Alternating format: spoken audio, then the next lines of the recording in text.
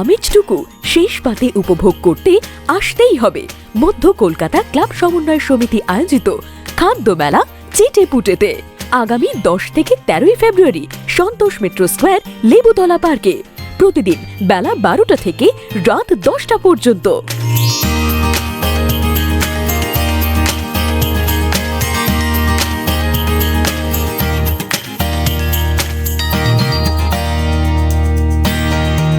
চেটেপুটে যা দেবে অঙ্গে তাই যাবে সঙ্গে। বিজেপির তরফ থেকে কোনো প্রতিরোধ হলো না বলে, মানে প্রবাদে ভোট করলো তৃণমূল কংগ্রেস।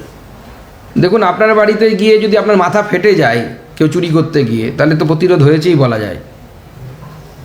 মাথা তো আর এমনি এমনি ফাটেনি আমাদের ক্যান্ডিডেটের, কেউ ভালোবেসে তো মাথা ফাটায় না কারো। প্রতিরোধ করতে গেলে তখন মারামারি হয়, তার ফলেই মাথা ফাটে। এবং আমাদের যেখানে যেখানে রাস্তা অবরোধ হয়েছে আপনারা জানেন, 6টার সময় আমরা বিধাননগরেও অবরোধ করব, আমাদের বিক্ষোভ দেখাবো। আসানসোলে আমরা প্রতিরোধ করেছি, কিন্তু পুলিশ এবং তার সাথে সশস্ত্র গুন্ডা বাহিনী এর বিরুদ্ধে কে প্রতিরোধ করতে পারে? আমরা এর আগে দেখেছি যে পশ্চিমবঙ্গে কোনো একটি ইস্যু নিয়ে কিছু মানুষ দলবদ্ধভাবে নামলে পুলিশ পিছিয়ে যায় সেখানে। তো সেখানে সাধারণ মানুষ কি করবে? সাধারণ মানুষের পক্ষে সময় আসবে যখন তারা ভোটের মাধ্যমে তার সিদ্ধান্ত বা প্রতিরোধ করবে। আপনারা যে এত জায়গায় রিং ছাপ্পা বিভিন্ন যে অভিযোগ করছেন, আমরা ভিডিও সহ অভিযোগ করছি, এগুলোর জন্য কি আপনারা কোনো রিপোর্ট দাবি করছেন বা করবেন কমিশনের কাছে? এই কমিশনের কাছে আমরা কিছু দাবি করব না, কারণ এই কমিশন আমাদের দাবি পাওয়ার যোগ্য নেই এই মুহূর্তে। এই কমিশন বিরোধী দলের কোনো কথা শোনে না। এই কমিশন নিজেরই মানে তৃণমূল কংগ্রেসের কথা মতো চলে। স্বাভাবিকভাবে এর কাছে দাবি করার কিছু নেই। আমরা যদি ভবিষ্যতে যাই, কোর্টের কাছে যাব। যদি বলি মানে আজকের ভোট নিয়ে ওভারঅল মানে 4টে কর্পোরেশন এক লাইনে আপনি কি বলবেন? মানে ভোটের আপনাদের মূল্যায়নটা কি? গণতন্ত্রের সমাধি। আপনি বললেন যে শিলিগুড়ি ছাড়া বাকিগুলোতে এই অবস্থা। শিলিগুড়িতে যদি ভোটের উপর শান্তিপূর্ণ হয়ে থাকে, শিলিগুড়িতে কেমন ফলাফল আশা করছে? শিলিগুড়িতে ভালো ফলাফল হবে আমাদের। ভোট হবে? দেখুন, আমি জ্যোতিষী নয়, সেটা বলতে পারবো না, কিন্তু আমাদের ভালো ফলাফল হবে। বলছি একটু অন্য প্রশ্নে যাচ্ছি। আজকে আপনি শুনেওছেন যে তৃণমূল কংগ্রেসের যে ওয়ান ম্যান ওয়ান পোস্ট নিয়ে একটা বিতর্ক শুরু হয়েছে, এবং সেই নিয়ে আজকে মুখ্যমন্ত্রী শীর্ষ নেতৃত্বদের অন্যান্য নেতাদের ডেকে বৈঠকে বসছে। দুই মানে একটা প্রায় বিভাজনের মতো দেখা যাচ্ছে। তো এই পার্টিকুলার এই ব্যাপারটাতে আপনি কিছু বলবেন? ওয়ান ম্যান ওয়ান পোস্ট দেখুন, তৃণমূলের ব্যাপার, এর মধ্যে তৃণমূলের ইন্টারনাল ব্যাপার। তারা ওয়ান পোস্ট ওয়ান ম্যান বলেছেন, কিন্তু অ্যাকচুয়ালি তৃণমূলেও একটাই পোস্ট, বাদবাকিগুলো তো পোস্ট নেই, বাদবাকি সব ল্যাম্প পোস্ট। তো কাকে দেবে? একটাই পোস্ট। তো সেই পোস্ট বাদে বাদবাকি পোস্টগুলো কে পেলো আর কে পেলো না, তাতে কোনো গুরুত্ব নেই। তৃণমূলের মধ্যে এই মুহূর্তে যা পরিস্থিতি যা চলছে, এবং মানে সবটাই প্রকাশ্যে আছে সংবাদ, সেটা আপনিও দেখেছেন। তো আপনার কি ধারণা? মানে এটা পার্টির মধ্যে কেউ বলছে পার্টি দুই ভাগে বিভক্ত, দুটো পাওয়ার কেন্দ্র হচ্ছে। দেখুন, এই মুহূর্তে দুটো পাওয়ার কেন্দ্র না 4টে হয়েছে বলা মুশকিল, আরও কিছুদিন যেতে দিন।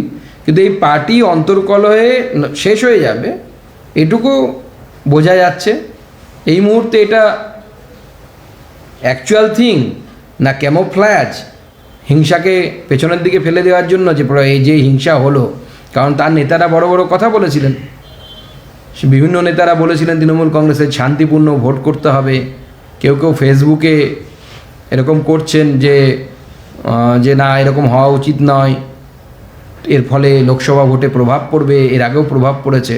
অর্থাৎ একটা চেষ্টা চলছে অবচেতনভাবে বা সচেতনভাবে, যেভাবে বলুন না কেন, কোনো একজন বিশেষ ব্যক্তিকে প্রমোট করার, ভালো মানুষ হিসেবে দেখানোর, যাতে আগামী দিনে তার নির্দিষ্ট চেয়ারে বসতে সুবিধা হয়।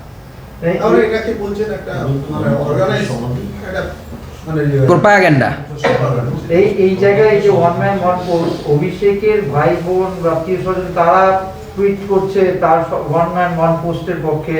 আর অন্যদিকে ফিরহাদ হাকিম মুখ্যমন্ত্রীর অনুমতি নিয়ে বলছে যে এটা মুখ্যমন্ত্রী সম্মতি দিচ্ছে না ইত্যাদি। মানে এটা একটা আলাদা একই দলের ভিন্ন মত, কি মনে হয়? দেখুন, প্র্যাকটিক্যালি আপনাদেরকে বুঝতে হবে তৃণমূল কংগ্রেস কোনো দল, রাজনৈতিক দল হিসেবে কাজ করছে, ক্ষমতায় আছে, কিন্তু দল বলতে যা বোঝায় সেরকম তো দল নয়। এটা একটা পার্সোনাল ফ্যামিলির পার্সোনাল ব্যাপার, একটা ফ্যামিলির পার্সোনাল প্রপার্টি, তার বাইরে কিচ্ছু না। একজন মানুষের উপরে, একজন মহিলার উপর ভিত্তি করে তৈরি। তিনি যতদিন আছেন ততদিন দল, তারপরে আমার মনে হয় না এই দল থাকবে। তো স্বাভাবিকভাবেই এই দলে যদি নিয়মকানুন কেউ গঠন করতে চান, সম্ভব নয়, কারণ এর আইডিওলজি নেই। আমরা ধরুন একটা আইডিওলজিতে বিলিভ করি। তৃণমূল কংগ্রেসের আইডিওলজি কী? এত সাংবাদিক আছেন, আপনারা জ্ঞানীগুণী মানুষ, তারাও কেউ খুঁজে পাবেন না তৃণমূল কংগ্রেসের আইডিওলজিটা কী। তো স্বাভাবিকভাবে এই দল এইভাবেই চলে।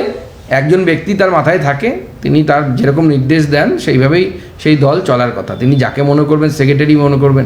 তৃণমূল কংগ্রেসের কটা জেনারেল সেক্রেটারি পোস্ট আপনাদের জানা আছে? আমরা জানি না। জেলায় কজন সহসভাপতি হতে পারে তৃণমূল কংগ্রেসের? আমার জানা নেই, আপনাদের জানা থাকলে বলতে পারেন। নির্দিষ্ট কোনো সংখ্যা আছে কি? আমি জানি যে নেই। যখন নতুন কেউ আসে তাকে একজনকে জেনারেল সেক্রেটারি, কাউকে একজনকে সহসভাপতি করে দেওয়া হয়। আবার নতুন পদ আছে কার্যকরী সভাপতি। সভাপতি আর কার্যকরী সভাপতি কী কাজ করবে? ওই তোলা নেওয়াটা ভাগ থাকে আর কি, এদিকে থেকে তোলা নেবে, এদিক থেকে তোলা নেবে, আর কোনো কাজের পার্থক্য থাকে না। সাংগঠনিক ওয়ার্ক ডিস্ট্রিবিউশন কি আমরা জানি না। আপনাদের জানা থাকলে বলবেন। কিন্তু অদ্ভুত ব্যাপার, মাঝে মাঝে হয় এরকম, সময় থাকে। মৎস্যন্যায়ও একসময় বাংলার ইতিহাসে ছিল, এরকম দলও ক্ষমতায় থাকে, হয়। আচ্ছা, আজকে এই ভাটপাড়াতে মানে অর্জুন সিং এর ভাইপো, তারপরে সুনীল সিং, তারা সব তৃণমূলে যোগ দিয়েছে বলে খবর আপনার কাছে? হ্যাঁ, আমরাও সেরকম মিডিয়ার মাধ্যমে জানতে পেরেছি। আমাদের সম্মানীয় সাংসদ অর্জুন সিং এই ব্যাপারে মন্তব্য করেছেন। এই বিষয়ে জয়েন করেছেন ওনারা। এবার কে কোন দলে জয়েন করবে সেটা তো কেউ বলে দিতে পারে না। কেন জয়েন করেছেন সেটা ওনারাই বলতে পারবেন। তাদের ভারতীয় জনতা পার্টির আর কি কি প্রভাব ফলে দেখুন, 19 সালের আগে এনারা ছিলেন না।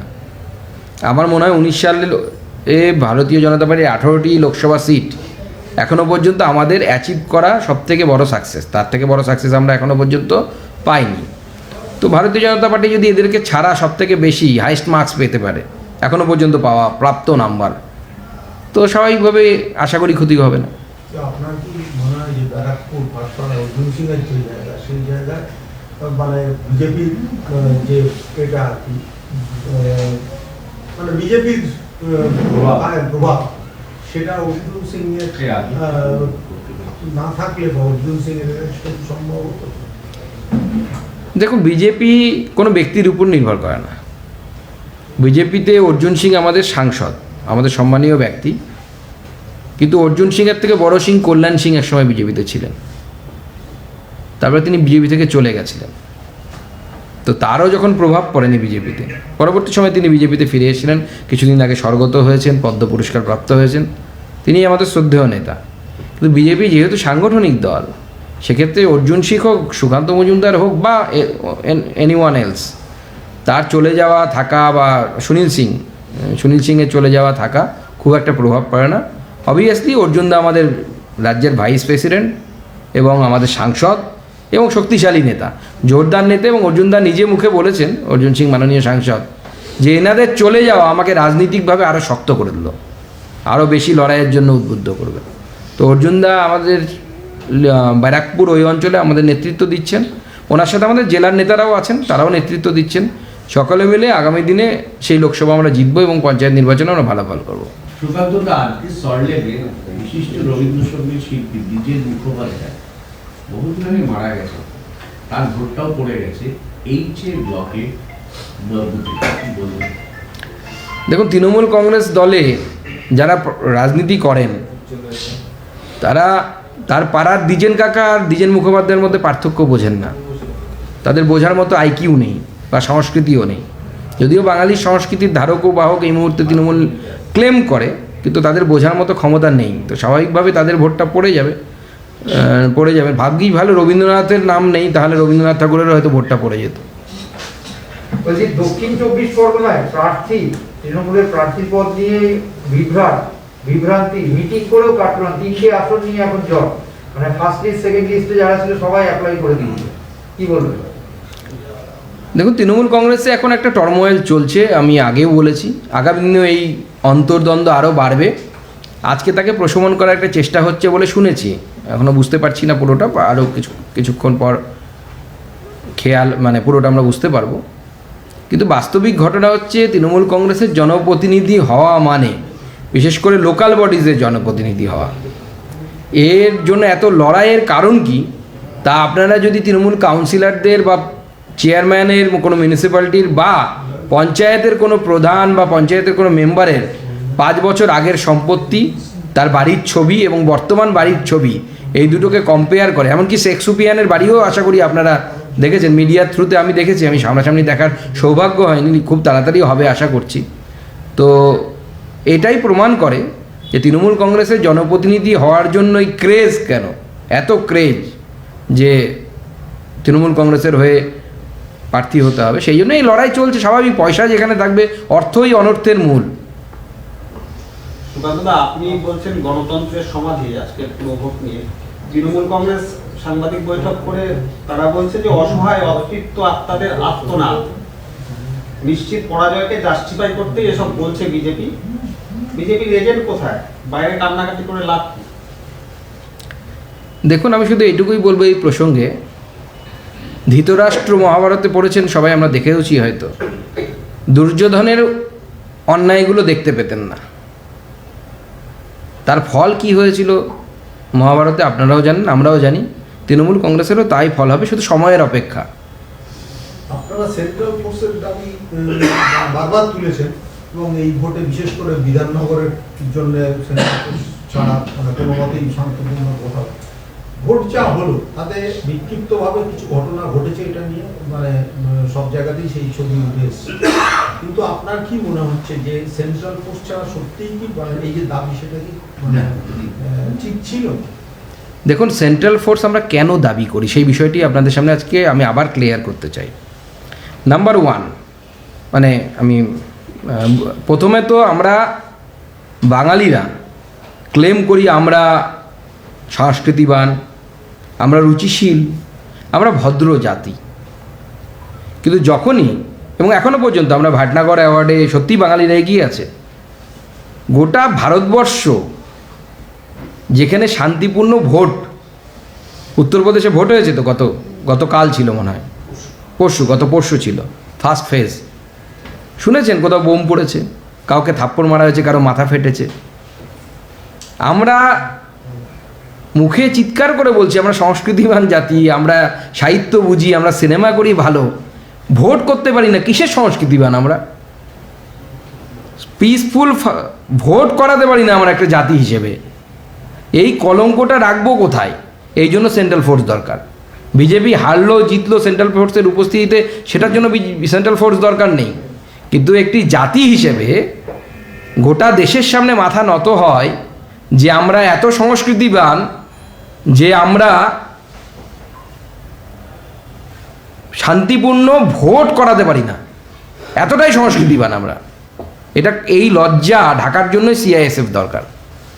আজকে বিধাননগর কর্পোরেশনের একটি বুথে লাইভে দেখা গেছে যে একজন ভোট দিতে পারছিলেন না ভোটদাতা, এবং রিপাবলিক বাংলার প্রতিনিধি অনুপম তার সহায়তায় তিনি শেষ পর্যন্ত ভোট দিতে পারেন, এবং পুরোপুরি তাকে তিনি দিতে পারছিলেন না, তাকে সাহায্য করতে এগিয়ে নিয়ে যাওয়া হয়েছে, সে পুরোটা লাইভ টেলিকাস্ট হয়েছে, এবং তিনি ভোট দিয়ে বেরিয়ে এসে ধন্যবাদও জানিয়েছেন। এই পরিস্থিতি সম্পর্কে কি বলবেন? মিডিয়ার কি দায়িত্ব এইভাবে হেল্প করা? দেখুন, মিডিয়া করেছে, কিন্তু মিডিয়ার তো দায়িত্ব না, দায়িত্ব ছিল পুলিশ প্রশাসনের। কিন্তু পুলিশ প্রশাসন তো আমাদের গান্ধারীর থেকেও খারাপ অবস্থা আর কি। চোখে মহাভারতে দেখেছি যে তার স্বামী অন্ধ বলে গান্ধারী চোখ বেঁধে রাখতেন। আমাদের পুলিশ প্রশাসন তো মনে হচ্ছে চোখ অন্ধই করে নিয়েছে অ্যাসিড দিয়ে নিজেরাই। পুলিশের অপদার্থতা, প্রশাসনের অপদার্থতা, এবং এই অপদার্থতার জন্য তারা ধন্যবাদ প্রাপ্য। এত ভালো কাজ করেছেন তারা, মনিব যা বলেছেন সেই অনুসারে তারা তাদের দায়িত্ব কর্তব্য পালন করেছে। যে পুরসভা ভোটের দিনই বিধানসভা অধিবেশন স্থগিত রাখলেন রাজ্যপাল, আজকে তিনি টুইট করেছেন এই বিষয়ে। এই বিষয়টি আশা করি ক্লিয়ার হয়ে গেছে, স্পিকারের কাছ থেকেও বক্তব্য এসছে, সেজন্য আমি আর এই বিষয়ে বেশি কিছু বলতে চাই সেই জায়গা থেকে সৌগত রায় তিনি কিন্তু বলেছেন যে ছাড়ান না ভাই, আর তুমি তো এই এত প্রশ্নটা তো- ব্যাখ্যা আপনি রিয়াকশনটা দাদা রিয়াকশনটা কি রিঅ্যাকশন ঠিক আছে, এনিথিং এলস শেষ তো? বলছি আইপ্যাকের সঙ্গে তৃণমূলের এই যে সম্পর্ক, বিভিন্ন গন্ডগোল হচ্ছে, একের পর এক বিবৃতি দেওয়া হচ্ছে, এই নিয়ে আপনি কি বলেন? দেখুন, এটা তাদের ইন্টারনাল ব্যাপার, তারা আইপ্যাককে রাখবে না সিক্স প্যাককে রাখবে আমাদের ব্যাপার নেই। বিজেপি নিজের দৌড় শক্তিতে লড়বে, বিজেপি নিজের সাংগঠনিক স্ট্রাকচার আছে, তৃণমূল কংগ্রেসের নেই, তাই তারা সেই ধরনের কোম্পানি বা এসবের হয়তো হেল্প নিয়েছে। এবার তারা কাকে রাখবে, প্রশান্ত কিশোরকে রাখবে না কিশোর কুমারকে রাখবে, তাদের ব্যাপার। ভোটের রিয়াকশনটা হিন্দি রাখবেন। হিন্দিতে একটা খালি কথা আপনি বললেন যে আমরা আর এই রাজ্য নির্বাচন কমিশনের কাছে কিছু দাবি জানাবো না, এখনো 108খানা পুরসভা নির্বাচন আছে, সেক্ষেত্রে কি পলিসি হবে, যাওয়া নাকি সব বিষয় নিয়ে আদালতে যাওয়া হবে? না, আমি পুনর্নির্বাচনের ক্ষেত্রে সেই কথা বলেছি যে এই নির্বাচন কমিশনের কাছে পুনর্নির্বাচনের দাবি জানিয়ে কোনো লাভ নেই, আমি সেই বিষয়ে বলেছি। নির্বাচন কমিশন তো যেতে হবেই, কারণ তারা ভোট 108টি মিউনিসিপ্যালিটিতে ভোট সংগঠিত করবে, স্বাভাবিক। কিন্তু যেহেতু বিধাননগর পৌরসভা কর্পোরেশনের ক্ষেত্রে রাজ্য নির্বাচন কমিশন ব্যক্তিগতভাবে দায়ী ছিলেন, রেসপন্সিবল থাকবেন বলে কোর্টের রায় হয়েছে, তো স্বাভাবিকভাবে কোর্টকে দেখতে হবে যে বিধাননগরে শান্তিপূর্ণ ভোট হলো না, তার জন্য কমিশনার কি দায়িত্ব ছিলেন, এবার দায়ী থাকলে তাকে দায়িত্বও নিতে হবে, কম্পেনসেট করতে হবে কিছু, তাকে তো কিছু শাস্তি পাওয়া উচিত আমার মতে। আমি যদিও আইনের বিশেষজ্ঞ নয়, যারা আইন জানেন তারা কোর্টে দেখবেন বিষয়গুলো। বিধাননগর নিয়ে আপনারা কোর্টে যাবেন?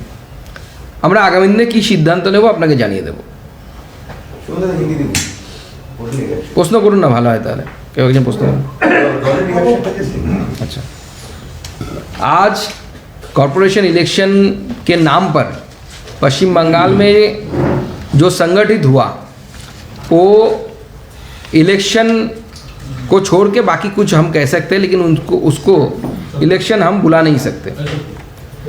37 विधाननगर कॉरपोरेशन के 37 वार्ड में नंबर वार्ड में टीएमसी के कैंडिडेट वो अपने सीने में टीएमसी का जो सिंबल है उसको लगा के बूथ के अंदर घुसा, वहाँ पे फॉल्स वोटिंग हो रहा था, हमारे कैंडिडेट के साथ लड़ाई हुआ, झड़प हुआ, और उसी समय फ़ोन करके वो लोगों को बुला के हमारे कैंडिडेट के साथ उन्होंने हाथापाई की। और उनकी हमारा कैंडिडेट महिला वार्ड है, हमारा कैंडिडेट भी महिला थी उस हिसाब से, और जेंट्स लोगों ने, तृणमूल कांग्रेस के जो वहाँ पे पार्टी के लोग थे, उन्होंने उनके साथ बदसलूकी की, द काइंड ऑफ मोलेस्टेशन।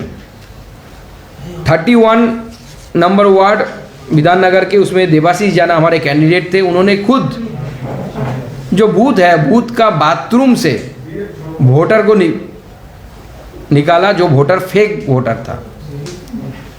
तो पुलिस का जो काम है, एक कैंडिडेट को दिख रहा है कि वोट रीक करने के लिए लोग आए हैं, और वो उस वोट केंद्र के बाथरूम में छुपा हुआ था, लेकिन पुलिस को नहीं दिखा।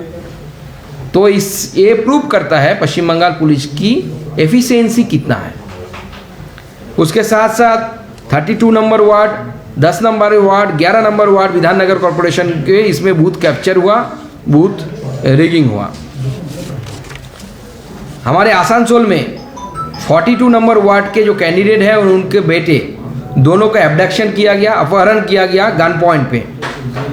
15 नंबर वार्ड जो है उसका जो कैंडिडेट था, वो जब देखे कि अपने बूथ में वोट का पूरा लूट हो रहा है और रिगिंग चल रहा है, उस समय वो उसको रेजिस्ट करने के लिए गए और उनके सिर पे मारा गया टीएमसी गुंड के द्वारा, टीएमसी गुंडों के द्वारा, और उनका सिर फट गया।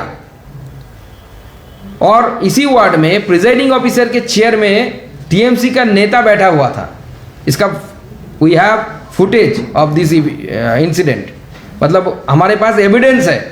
जो प्रिजाइडिंग ऑफिसर के चेयर के ऊपर टीएमसी का लीडर बैठा हुआ था, और वहाँ पे टीएमसी लीडर विश्वजीत रॉय का बेटा सुरजीत रॉय, वो इज़ माइनर, मतलब जिसका 18 ईयर्स नहीं हुआ है अभी तक, वो फेक वोटिंग कर रहा था। इसके साथ जामुरिया में वार्ड नंबर 12 पे 77 में से 93, 68, 93, 68 में बॉम्बिंग भी हुआ।